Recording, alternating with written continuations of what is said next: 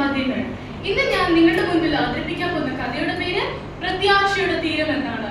പ്രത്യാശയോടിതാ ഭക്തരങ്ങുണർന്നേ വന്നുദിക്കും പൊന്നുഷസ്സേ ഓർക്കുന്തോറും രമ്യം. പ്രത്യാശയോടിതാ ഭക്തരങ്ങുണർന്നേ വന്നുദിക്കും പൊന്നുഷസ്സേ ഓർക്കുന്തോറും രമ്യം. നമ്മുടെ കഥയിലെ നായികയുടെ പേര് പ്രത്യാശ എന്നാണ്. അങ്ങകലെ ആകാശമേഘങ്ങൾക്കും വാനഗോളങ്ങൾക്കും അപ്പുറമാണ് അവളുടെ വീട്. വളരെ ദൂരത്തു നിന്നും അവിടെ താണഭൂമിയിലേക്ക് വന്നത് എന്തിനാണെന്ന് അറിയണ്ടേ കൂട്ടുകാരെ? ജീവിതത്തോണി തുഴഞ്ഞു തുഴഞ്ഞു തളർന്നവർ, നിരാശിതരായവർ, ആത്മഹത്യക്ക് വേണ്ടി ഒരുങ്ങി നിൽക്കുന്നവർ, അങ്ങനെ എത്ര പേരാണ് നമ്മുടെ ചുറ്റുപാടുകളിൽ. അതെ, അവരെ തേടിയാണ് പ്രത്യാശയോടെ വന്നിരിക്കുന്നത്. നല്ല തണുപ്പുള്ള പ്രഭാത സൂര്യന്റെ കിരണങ്ങൾ ഊർന്നിറങ്ങി വരുന്ന ഒരു പ്രഭാതത്തിൽ അവൾ നിരാശതയെ തേടി ആ തെരുവിലേക്ക് ഇറങ്ങി. എല്ലാവരും തിരക്കിലാണ് പ്രഭാതത്തെ എതിരേൽക്കാൻ. നടന്നു നീങ്ങുമ്പോൾ പെട്ടെന്ന് അവളുടെ കണ്ണിൽ ആ രൂപം കണ്ടു. അവൾ എത്തി നോക്കി. അതൊരു മനുഷ്യനാണെന്ന് തോന്നുന്നല്ലോ. അവൾ മെല്ലെ ആ രൂപത്തിന്റെ അടുത്തേക്ക് നീങ്ങി. തണുത്ത് വിറച്ചുകൊണ്ട് ആ മരച്ചുവട്ടിൽ കിടക്കുന്ന വൃദ്ധന്റെ തോളിൽ തട്ടിക്കൊണ്ട് പ്രത്യാശ, അപ്പൂപ്പ അപ്പൂപ്പ, എന്തിനാ അപ്പൂപ്പ കരയുന്നത്? ചോദ്യം കേട്ടതും അപ്പൂപ്പൻ പൊട്ടിക്കരയാൻ തുടങ്ങി. ആകാശമേ കേൾക്കാം, ഭൂമിയിൽ ചെവി തരിക, ഞാൻ മക്കളെ പോറ്റി വളർത്തി, അവരെന്നോട് മത്സരിക്കുന്നു. നെഞ്ചുപൊട്ടിയുള്ള ആ അപ്പൂപ്പന്റെ കച്ചിൽ കണ്ടു നിൽക്കാൻ ആർക്കും ആവില്ല. പ്രത്യാശ ആ വൃദ്ധനെ മാറോട് ചേർത്തു. തന്നെ അടിച്ച് വളർത്തിയ തന്റെ മക്കൾ സ്വത്തുക്കളെല്ലാം കൈക്കലാക്കി തന്നെ പുറത്താക്കിയ കഥ ആ അപ്പൂപ്പൻ പ്രത്യാശയോട് പറഞ്ഞു. പ്രത്യാശ, അപ്പൂപ്പ അപ്പൂപ്പ വിഷമിക്കണ്ട, എനിക്കൊരു വീടുണ്ട്. അത് അങ്ങ് ദൂരെയാണ്. അവിടെ ദൂതന്മാരും മാലാഖമാരും ഒക്കെ അപ്പൂപ്പനെ കാത്തിരിക്കുകയാണ്. അപ്പൂപ്പൻ ആ വീടിനെ കുറിച്ച് അറിയണ്ടേ? പ്രശോഭിതമായൊരു നാട്, നാലു ജീവികൾ പാടും അവിടെ, ജീവജല നദിയുണ്ടവിടെ, ജീവമരങ്ങളുമായി നിലകൊണ്ടൊരു ദേശം, നല്ലൊരു ഭൂവനദേശം. ഇത് കേട്ടതും അപ്പൂപ്പന്റെ മുഖഭാവം മാറി. ആ മുഖത്ത് ഒരു പുഞ്ചിരി വിടർന്നു. പറഞ്ഞു, എനിക്ക് ആ ഭവനത്തിൽ പോണം, എന്റെ പ്രത്യാശ ഭവനത്തിൽ. അപ്പൊ പ്രത്യാശ, അപ്പൂപ്പ അല്പകാലം കൂടി അപ്പൂപ്പൻ ഈ കഷ്ടം സഹിക്കണം. ശേഷം അപ്പൂപ്പനെ ഞാൻ ആ ഭവനത്തിലേക്ക് കൊണ്ടുപോകാം. അപ്പൊ അപ്പൂപ്പൻ, അല്പകാലം മാത്രം ഈ ഭൂമിയിലെ വാസം, സ്വർഗപുരമാണ് എന്റെ നിത്യമാം വീട്, എന്റെ നിത്യമാം വീട്.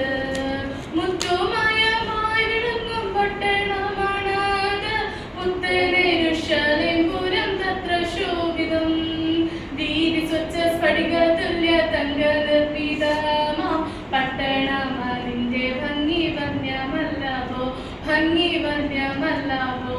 പ്രത്യാശ നാടിനെ കുറിച്ച് ഓർക്കുമ്പോ ഈ കാലത്തിലെ കഷ്ടങ്ങൾ സാരമില്ല മോളെ, ഞാൻ കാത്തിരിക്കും എന്ന് പറഞ്ഞു.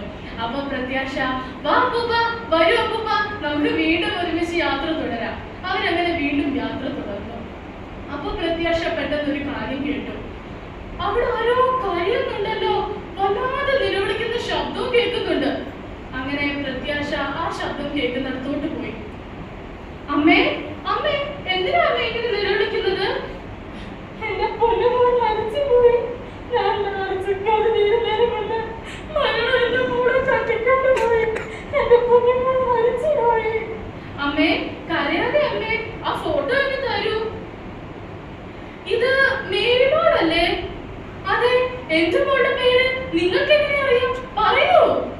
അമ്മേ, ഞാൻ പ്രത്യാശ. എനിക്കൊരു വീടുണ്ട്. അത് അങ്ങ് ദൂരെയാണ്. കഴിഞ്ഞ ദിവസം അമ്മയുടെ മകൾ അവിടെ വന്നിരുന്നു. അവിടെ അവളുടെ അമ്മയെ വരുന്നതും കാത്ത് വിശ്രമിക്കുകയാണ്. എന്ത്? എന്റെ മോൾ, എന്റെ പൊന്നുമോൾ നിങ്ങളുടെ ഭവനത്തിലുണ്ടെന്നോ? എനിക്ക് അവിടെ വീണ്ടും കാണാൻ കഴിയുമെന്നോ? ഇല്ല, ഒരിക്കലല്ല. എനിക്കിത് വിശ്വസിക്കാൻ കഴിയുന്നില്ല. ഞാൻ പറഞ്ഞത് വിശ്വസിക്കൂ അമ്മേ. കുറച്ചു കാലം കൂടി അമ്മ ഈ കഷ്ടം സഹിക്കണം. ശേഷം അമ്മയെ ഞാൻ ആ ഭവനത്തിലേക്ക് കൊണ്ടുപോകാം. എനിക്കൊരുക്കും ഭവനം എത്രയോ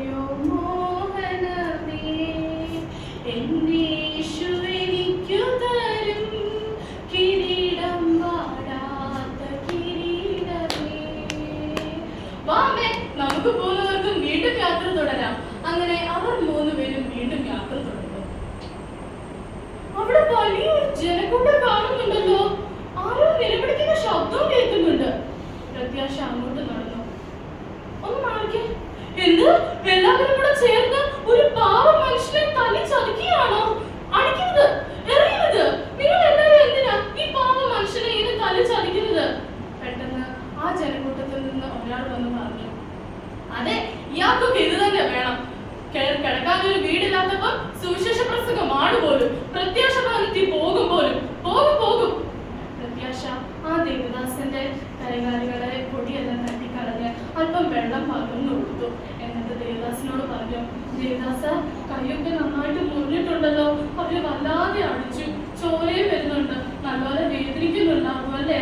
അപ്പൊ ആ ദേവദാസൻ ഇടുന്ന ശബ്ദത്തോടെ പ്രത്യാശയോട് പറഞ്ഞു, മോളെ, നഷ്ടപ്പെട്ടു പോയ ആത്മാക്കളെ കുറിച്ച് ഓർക്കുമ്പോൾ ഈ വേദന ഒന്നുമല്ല എന്ന് പറയുകയും ആ ദേവദാസന്റെ കൈകാലുകൾ വിറയ്ക്കാൻ തുടങ്ങി, ശബ്ദം ഇടറാൻ തുടങ്ങി, കണ്ണുകൾ അടയാൻ തുടങ്ങി. ആ ദേവദാസനെ താങ്ങിക്കൊണ്ട് പ്രത്യാശ, ദേവദാസ, ഞാൻ ദേവദാസനെ എന്റെ വീട്ടിലേക്ക് കൊണ്ടുപോവുകയാണ്. ദേവദാസന്റെ കഷ്ടങ്ങളെല്ലാം കഴിഞ്ഞു. ആ ദേവദാസൻ പ്രത്യാശയുടെ കൈകളിൽ ഇരുന്നുകൊണ്ട്, നിന്നിലെന്റെ വീടുലൊക്കെ വേഗം വന്നിടും പ്രിയനാ, വേല ചെയ്തൻ നാളുകൾ തീർന്നു, വേല ചെയ്തൻ നാളുകൾ തീർന്നു, വീട്ടിൽ ചെല്ലും ഞാനോടുവിൽ എന്ന് പാടുകയും ആ ദേവദാസന്റെ കണ്ണുകൾ അടഞ്ഞു. ആ ദേവദാസനെ താങ്ങിക്കൊണ്ട് പ്രത്യാശ, യേശു മഹോന്നതനെ, മഹോന്നതനെ, വേഗം കാണാം പ്രേമ കാന്തനെ കാണാം, പൊന്മണി മാലയവൻ എനിക്കു തരും ശുഭ്രവസ്ത്രം, താതരെന്നെ ധരിപ്പിക്കുമെന്ന് കണ്ണുനീരാകെ ഒഴിഞ്ഞിടുമേ, 1000 ആണ്ട് വസിക്കും അവരുടെ നാട്ടിൽ, എനിക്കായൊരുക്കിയ വീട്ടിൽ. കൂട്ടുകാരെ, നിങ്ങൾക്ക് പോകേണ്ടേ ആ പ്രത്യാശ ഭാരത്തിൽ? ഒരാൾ താമസമില്ലാതെ നിങ്ങളെ ചേർക്കാൻ വീണ്ടും വരും. അത് ആരാണെന്ന് അറിയണ്ടേ കൂട്ടുകാരെ? കർത്താവായ യേശു ക്രിസ്തു. അതെ, യേശു വീണ്ടും വരുന്നു. ആട്ടെ, അവിടെ ആരൊക്കെ ഉണ്ടെന്ന് നിങ്ങൾക്ക് അറിയാമോ? നിങ്ങളും അവിടെ കാണുമോ? കാണാൻ വാഞ്ചിച്ച ശുദ്ധരെ കാണാം, എന്തോരാനന്ദമന്നാടിലുണ്ടാം.